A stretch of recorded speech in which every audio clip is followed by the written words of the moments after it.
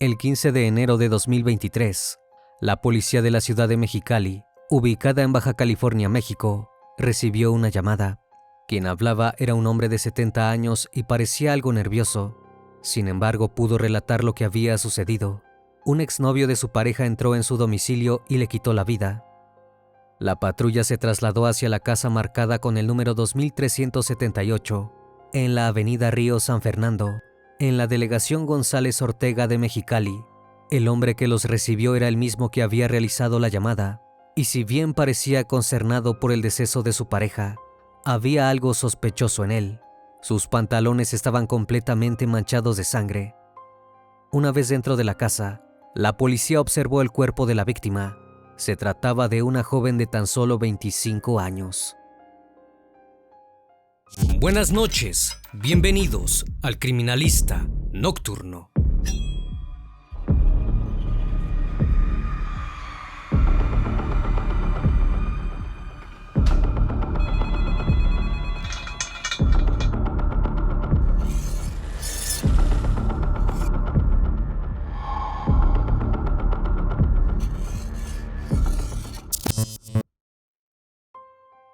Dariela Elizabeth Valdés Rocha nació el 4 de julio de 1998 en la ciudad de Mexicali, ubicada en Baja California, México. Elvira Rocha, su madre, ya había tenido 2 hijos antes, Isaac Manuel y Josafat. Del padre biológico de los niños no hay mucha información al respecto, por lo que se presume que no estuvo presente en su crianza.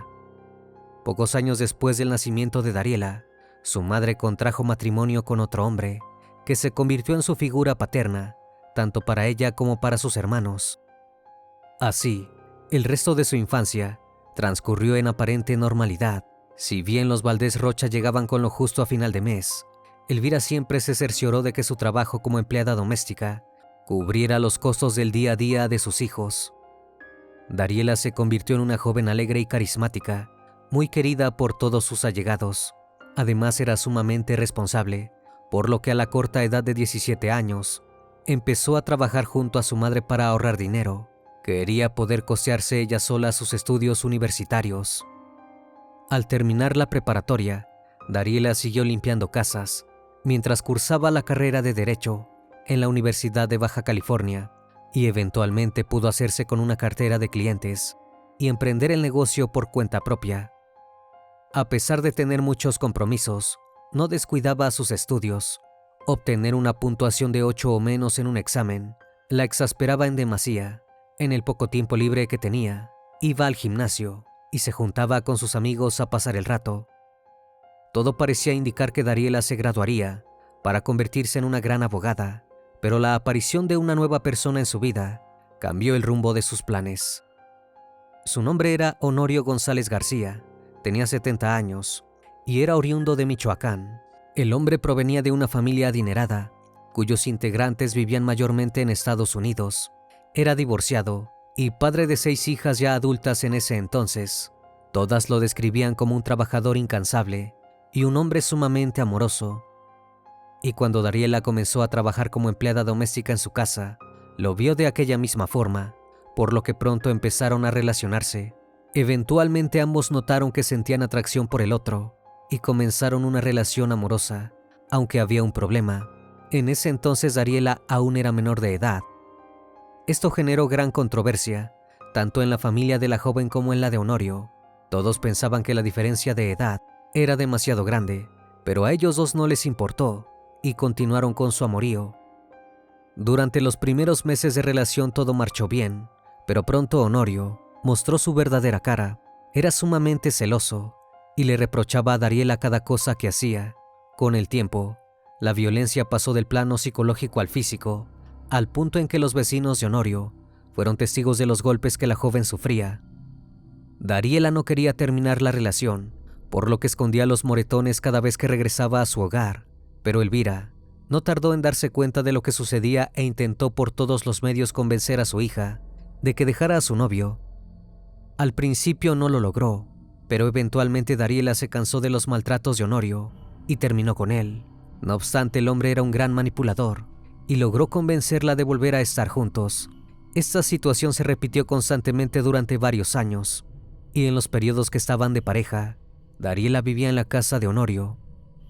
A finales del año 2021, cuando la joven tenía 23 años, se dio cuenta de que la actitud de su novio jamás cambiaría.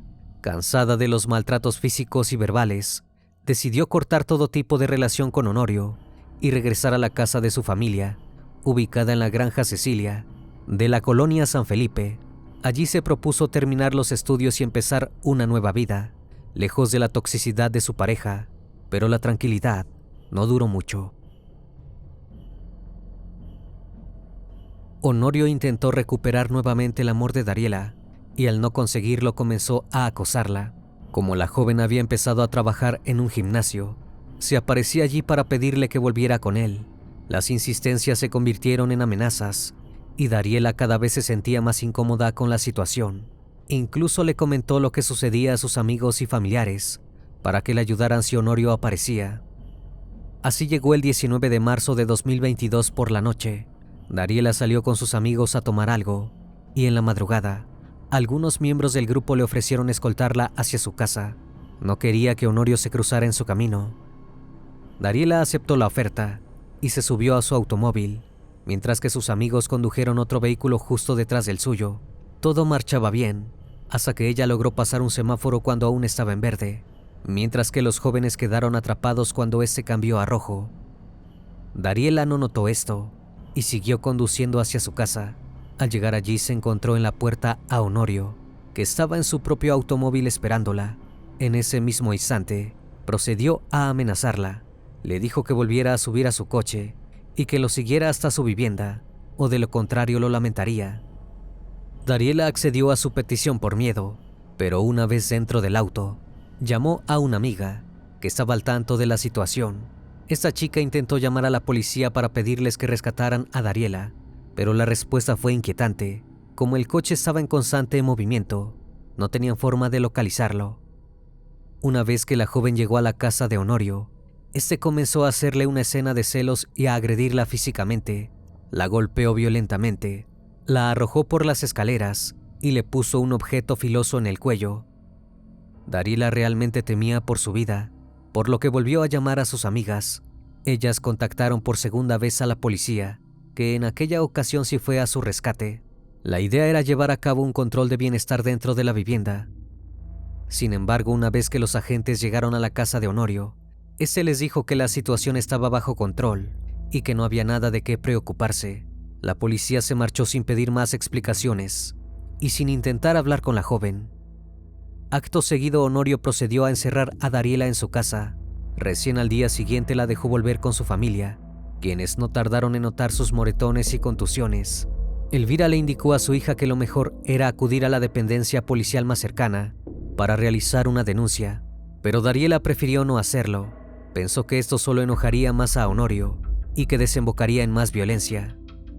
A partir de entonces, los ataques de parte del hombre se volvieron cada vez más constantes y peligrosos. Poco después de privar a Dariela de su libertad, Honorio se apersonó en su casa de la Granja Santa Cecilia y tuvo el cerco que la rodeaba. Realmente pensaba que si no podía conseguir que ella volviera con él por las buenas, al menos la convencería intimidándola. Pero Dariela no aceptó retomar la relación, por lo que a mediados de junio de 2022, cuando trabajaba como coordinadora de una tienda, Honorio se presentó en el local. Frente a todos los presentes, le dijo que la asesinaría si no volvía con él. Muy asustada, Dariela decidió que era momento de involucrar a la policía en el asunto. Ese mismo mes presentó 2 denuncias por los delitos de violencia y amenazas contra Honorio. Relató a los agentes que su expareja la perseguía constantemente y que cada vez que la veía la golpeaba e intentaba tener relaciones con ella. Destacó que era una persona sumamente violenta, agresiva y que tenía problemas con el alcohol. A pesar de que la joven realmente temía por su vida, la policía no le dio la atención suficiente. Entonces Dariela intentó realizar un cambio de 180 grados en su rutina para que el hombre no tuviera forma de encontrarla. Para esto tuvo que cambiar de empleo, de número telefónico y dejó la universidad para tomar clases en línea. Cuando salía de su casa, no realizaba los mismos trayectos que antes, por miedo a que Honorio apareciera. Pero los intentos fueron en vano, porque el hombre logró descubrir dónde era su nuevo empleo. El 2 de junio de 2022, mientras Dariela estaba en su trabajo en una tienda llamada Waldos, unos sujetos armados ingresaron en el lugar y dispararon indiscriminadamente 2 veces con un arma de fuego. Los tiros alcanzaron a 2 clientes, que acabaron gravemente heridos. Acto seguido, los 2 sujetos le dijeron a Dariela que los disparos habían sido para asustarla y que habían sido contratados por su expareja.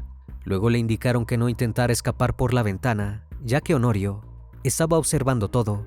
Le ordenaron que saliera por la puerta de emergencia para reunirse con él y hablar.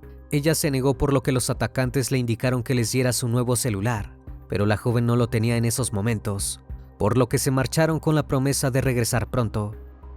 Ese mismo día Dariela presentó otras 2 denuncias ante la fiscalía, una por amenazas con disparos de arma de fuego y otra por violencia doméstica.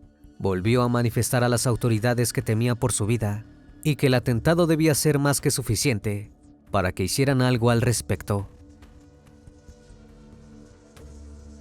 Entonces la Fiscalía General del Estado resolvió conceder vigilancia parcial en su domicilio por parte de agentes municipales por 30 días, además de recomendarle no salir del lugar. Dariela realmente había perdido toda posibilidad de tener una vida normal. Para fines de 2022, la joven pudo retomar parcialmente su rutina y hasta logró graduarse de la universidad. Tanto sus amigos como familiares pensaban que por ese entonces la joven ya no sabía nada acerca de Honorio. Creían que finalmente estaba a salvo, pero no podían estar más equivocados. El 15 de enero de 2023, la policía de la ciudad de Mexicali recibió una llamada urgente. Del otro lado de la línea, se pudo oír la voz de un hombre mayor que, presuntamente nervioso, aseguraba que había ocurrido un crimen dentro de su domicilio. Supuestamente alguien le había quitado la vida a su novia. Los agentes se desplazaron rápidamente hacia la dirección indicada, un domicilio marcado con el número 2378, en la avenida Río San Fernando, en la delegación González Ortega, en Mexicali, Baja California. Quien les abrió la puerta fue nada más ni nada menos que Honorio. Los agentes observaron que los pantalones del hombre estaban completamente manchados de sangre. Al ingresar dentro de la vivienda, la policía vio el cuerpo de una joven de 25 años tendido sobre el piso sin vida. Se trataba de Dariela. No tardaron en notar que había sufrido una violencia extrema, ya que su cuerpo presentaba 35 puñaladas en el cuello, la cara y las manos. Todas parecían haber sido producidas con un arma punzocortante, por lo que los agentes se dispusieron a buscar aquel objeto. Después de un rato, se toparon con un cuchillo cubierto de sangre y lo guardaron como indicio para comparar el ADN, que podía ser tanto de la víctima como del asesino. Pero antes de analizar el arma homicida, debían encontrar al victimario, y sus sospechas no tardaron en recaer sobre el hombre que había realizado la llamada al 911. Tenía la ropa manchada con sangre y vivía en aquel domicilio. En la primera entrevista con los agentes, Honorio relató que aquel día estaba con Dariela en su casa, ya que habían retomado recientemente su relación amorosa. Todo marchaba bien, hasta que un exnovio de la joven ingresó en el domicilio a la fuerza, porque presuntamente quería hablar con ella. Una vez que Honorio los dejó solos, el sujeto comenzó a apuñalar a Dariela con un cuchillo filoso en repetidas ocasiones. Al oír los gritos de la joven, Honorio volvió a bajar al living, donde encontró a su novia tirada en el suelo, con múltiples heridas. En ese instante el victimario salió de la vivienda y huyó en un coche color gris a toda velocidad. En medio del shock, Honorio intentó manipular el cuerpo de la joven para ver si seguía con vida, lo que explicaba las manchas de sangre en sus pantalones. Pero los agentes no creyeron fervientemente en esa versión de los hechos. Toda la situación les parecía por demás sospechosa, así que procedieron a entrevistar a los vecinos de Honorio. Todos comentaron que aquel día habían visto llegar a Dariela y Honorio a la vivienda. Estaban tomados de la mano, abrazándose, y parecían alegres. Sin embargo, poco después escucharon un centenar de gritos, probablemente de la joven. Además, muchos de los vecinos declararon que Dariela era violentada constantemente por Honorio. Los maltratos se remontaban hacia varios años atrás, y el hombre jamás había dejado de perpetrarlos. Con respecto al supuesto exnovio de Dariela, que se habría apersonado en la vivienda, los vecinos no tenían nada que decir. No solo no habían visto al sujeto, sino que tampoco habían advertido la presencia de un coche color gris. Las sospechas hacia Honorio crecían cada vez más. Luego de esto, los agentes pidieron a los vecinos revisar sus cámaras de vigilancia para ver si habían captado al presunto asesino, pero en las cintas no se podía observar a ningún hombre que no fuera Honorio ingresando en la vivienda, como tampoco de ningún auto durante los momentos previos al asesinato. Ese mismo día, el sujeto volvió a ofrecer versiones contradictorias sobre lo sucedido. Los oficiales definieron que lo mejor era detenerlo de manera precautoria y que fuera presentado ante la Fiscalía General del Estado de Baja California como presunto responsable del homicidio. Elvira no recibió ninguna llamada de la policía acerca del deceso de su hija, sino que se enteró cuando vio los noticieros locales. Rápidamente se desplazó hacia la casa de Honorio, donde pidió a los agentes que la dejaran entrar. Estos se negaron por cuestiones de protocolo, ignorando el profundo dolor de la mujer. Más tarde ese mismo día, Elvira y otros familiares de Dariela declararon ante la policía respecto a su relación con Honorio. Todos relataron que durante los 5 años que mantuvieron la relación amorosa, Dariela fue víctima de maltratos físicos y psicológicos por parte del hombre. Señalaron que una vez, su agresor la aventó de las escaleras, amenazándola con un cuchillo. También recordaron cuando Honorio mandó a aquellos hombres a su empleo para darle un susto. Todos estaban de acuerdo en que él había sido el asesino. Unos días después, el informe del Servicio Médico Forense reportó que el cuerpo de Dariela presentaba 35 lesiones producidas con arma punzocortante. Además contaba con una excoriación en la cabeza, probablemente causada por una caída, y con 9 lesiones en las manos, las cuales los médicos forenses presumían que habían sucedido cuando intentó defenderse de su atacante. A pesar de que la joven había sufrido violencia extrema, no presentaba signos de abuso y según los exámenes toxicológicos, tampoco había sustancias nocivas en su organismo. El 18 de enero de 2023, la familia de Dariela se reunió para darle el último adiós en el Panteón del Ángel, ubicado sobre la carretera a San Felipe. Durante el funeral, una banda interpretó las canciones favoritas de la joven, mientras sus familiares y amigos lloraban su partida. Ese mismo día, Honorio fue imputado por el delito de feminicidio, siendo ese el primer crimen de ese tipo ocurrido aquel año en Mexicali. Paralelamente, la fiscalía intentó lavarse las manos respecto a los pedidos de ayuda de la joven previos al asesinato. El fiscal general de Baja California, Ricardo Iván Carpio Sánchez, dio una conferencia de prensa confirmando algo que ya estaba circulando en los medios: las denuncias por amenazas y violencia doméstica impuestas por Dariela meses antes del crimen. Sin embargo, espetó que después de un mes de vigilancia frente a la casa de la joven, se decidió no continuar con seguimiento del caso, debido a que la víctima y el sujeto habían vuelto a mantener una relación de pareja, a pesar de que tanto la policía como la fiscalía sabían que la relación no era del todo saludable. Era imposible brindar atención psicológica y medidas de protección a Dariela, porque siempre acababa volviendo con Honorio. Como si esto fuera poco, también aclaró que la policía tenía la hipótesis de que para la fecha del crimen, la joven y el acusado estaban conviviendo de mutuo acuerdo. Luego el fiscal se refirió concretamente al asesinato, señalando que había evidencia de que Honorio y Dariela llegaron juntos al domicilio y que incluso estaban en buenos términos, pues estaban tomados de la mano y abrazados. Una vez dentro de la vivienda, se presumía que hubo alguna discusión, la cual terminó de una manera trágica. Por último, el fiscal aclaró que Honorio había sido detenido en flagrancia, con señales inequívocas como manchas de sangre, y que se confiscó el arma homicida en su propia casa. Las declaraciones emitidas por el fiscal causaron una gran indignación en la familia de Dariela, ya que era una especie de revictimización de la joven. Hablaron con los medios para aclarar que la víctima jamás se había reconciliado con el acusado y que si había vuelto a mantener contacto con él, había sido por miedo a que le hiciera daño. Durante largos meses no hubo nuevas actualizaciones respecto al juicio contra Honorio, pero sí ocurrieron eventos relacionados al caso. Los familiares de Honorio alegaron que padecía de problemas de salud debido a su avanzada edad, por lo que solicitaban que cumpliera la prisión preventiva en su hogar, pero Erika Reyes, la jueza a cargo en ese entonces, negó la petición. Indicó que los estudios médicos realizados al recluso no señalaba ningún problema que lo inhabilitara a cumplir su estadía en prisión y que no podía volver a su domicilio, ya que este era el lugar de los hechos.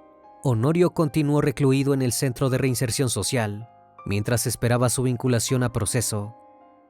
El 2 de mayo de 2023, la jueza tuvo una reunión con familiares de Dariela, quienes expresaron preocupación por su seguridad personal, psicológica y patrimonial. Relataron que habían sido víctimas de amenazas por parte de Honorio. Se sentían sumamente desprotegidos hasta que alguien se sumó a su causa. Durante una conferencia de prensa, la diputada Michelle Sánchez Allende habló respecto al caso de una manera muy diferente a como lo había hecho el fiscal meses atrás. Exhortó al presidente del Tribunal Superior de Justicia y del Consejo de la Judicatura del Poder Judicial de Baja California, así como también al fiscal general del Estado, que la investigación y el proceso fueran tratados con perspectiva de género. Relató que la historia de amenazas, atentados no consumados y agresiones a Dariela por parte de Honorio era larga y que culminó en su feminicidio. Remarcó que la joven no solo fue víctima de su expareja, sino también de la ineficiente ejecución de órdenes de protección y de la insensibilidad y falta de capacitación en materia de juzgar con perspectiva de género por parte de las autoridades. Por último, manifestó que éstas tenían la obligación de brindar protección a la familia de Dariela y garantizar su integridad física y psicológica, debido a las amenazas que habían recibido de parte del imputado. Si bien gran parte de la sociedad condenaba el crimen de Dariela, todavía había un grupo de personas dispuesto a defender a capa y espada al victimario.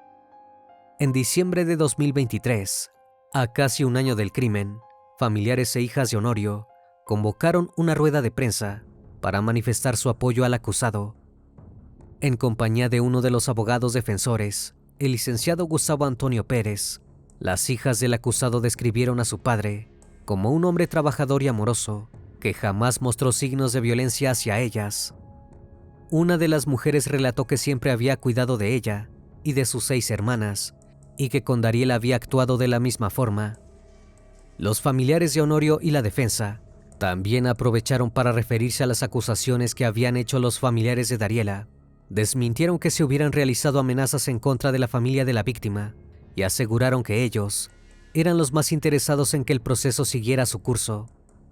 Por otra parte, el abogado indicó que debido a que Honorio no había sido condenado y tampoco había una sentencia, aún tenía el derecho a la presunción de inocencia y a tener acceso a una defensa. No querían que lo juzgaran antes de tiempo.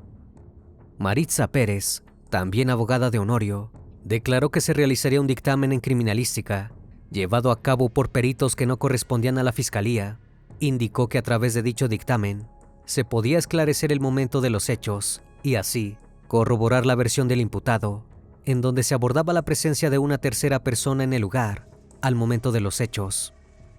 La conferencia cerró con que era necesario que la sociedad escuchase la versión de las hijas del acusado. Más allá de lo que se decía en redes sociales, la defensa quería a toda costa inculcar la idea de que otro hombre había asesinado a Dariela y de que Honorio era un anciano amable. A partir de entonces, las audiencias comenzaron a postergarse.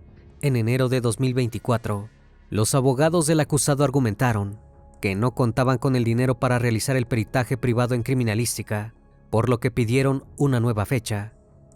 El 10 de enero, la audiencia volvió a aplazarse, debido a que la jueza a cargo del caso alegó que uno de los abogados del acusado era su enemigo formal, lo cual impedía continuar el proceso de forma imparcial. Agregó que esto podría ser una táctica dilatoria de la defensa para que se cumplan 2 años del arresto de Honorio y tenga que ser puesto en libertad, pues la ley señala que no puede durar más de 2 años la prisión preventiva oficiosa, que es la medida cautelar que se dictó contra él. El 18 de enero se llevó a cabo una audiencia en la que los abogados del acusado buscaban que Honorio, que se encontraba recluido en el Cerezo de Mexicali, consiguiera la prisión domiciliaria. En aquella ocasión, alegaron que el adulto presentaba diversos problemas de salud, como una angina de pecho y depresión severa. También indicaron que no podía dormir en prisión por falta de aire, aunque su oxigenación fue catalogada por los médicos como normal. También presentaron entrevistas a 5 vecinos que decían que Honorio residía hacía más de 40 años en Mexicali y que esto probaba que no tenía intenciones de huir. Sin embargo, tras la evidencia presentada por parte de abogados de la familia de la víctima, tales como antecedentes de violencia doméstica y constantes amenazas contra ellos, la jueza a cargo del caso determinó que Honorio permaneciera en prisión preventiva, dictando vinculación a proceso. La defensa interpuso entonces un recurso de amparo. El 7 de febrero, Isaac acudió a la fiscalía para avisar que uno de los abogados defensores le reveló que Honorio tenía contactos y mucha gente que lo ayudaba y que podía hacerle algo a él o a su familia. Incluso habrían amenazado con quemar su casa con ellos dentro. En marzo de 2024, los familiares de Dariela se reunieron con representantes de la Comisión Estatal de Derechos Humanos para emitir una recomendación para que se revisara el informe de la investigación y ver por qué no se dio seguimiento a las denuncias de Dariela. En abril, se realizó finalmente la audiencia intermedia en la sala número 5 del Centro de Justicia de Río Nuevo. Allí se llegó a un acuerdo entre la Fiscalía y la defensa para la apertura del juicio oral por el caso de feminicidio. No obstante, antes de llevarlo a cabo, el juez federal debía resolver el amparo impuesto por la defensa de Honorio. En una entrevista, Elvira reclamó que el 2 de mayo, un juez brindaría la oportunidad de que el defensor particular de Honorio solicitara nuevamente la prisión domiciliaria. Recalcó que se encontraba deprimida por ello y exigió que no se le permitiera recobrar su libertad. Aseguró que le parecía injusto que el detenido tuviera privilegios dentro de prisión, mientras que su hija seguía sin obtener justicia. Agregó que nadie le garantiza que durante el proceso pudiera estar vigilado todo el tiempo en su casa y que estando en libertad podría recobrar su poder y hacer algo a su familia. Con respecto a la policía, Elvira indicó que no había podido proteger a su hija, a pesar de las múltiples denuncias que puso contra el acusado. Por ende, tampoco tenía fe en que los cuidaran a ellos. Poco después, la Comisión Estatal de Derechos Humanos emitió una serie de recomendaciones al Ayuntamiento de Mexicali y a la Dirección de Seguridad Pública Municipal por la forma en que se manejó el caso de Dariela. También se recomendó reconocer públicamente la responsabilidad por el feminicidio y ofrecer una disculpa pública. El 16 de octubre de 2024, la alcaldesa de Mexicali informó que ya había establecido comunicación con la Unidad de Violencia Intrafamiliar de la Policía y con la titular del Instituto de la Mujer para que se acatasen las observaciones.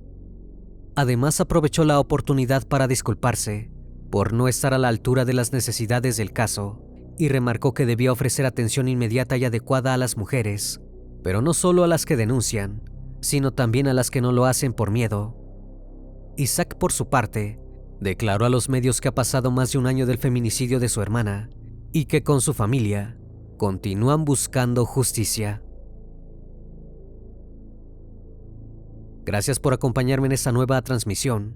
Recuerden que pueden seguirme en redes sociales.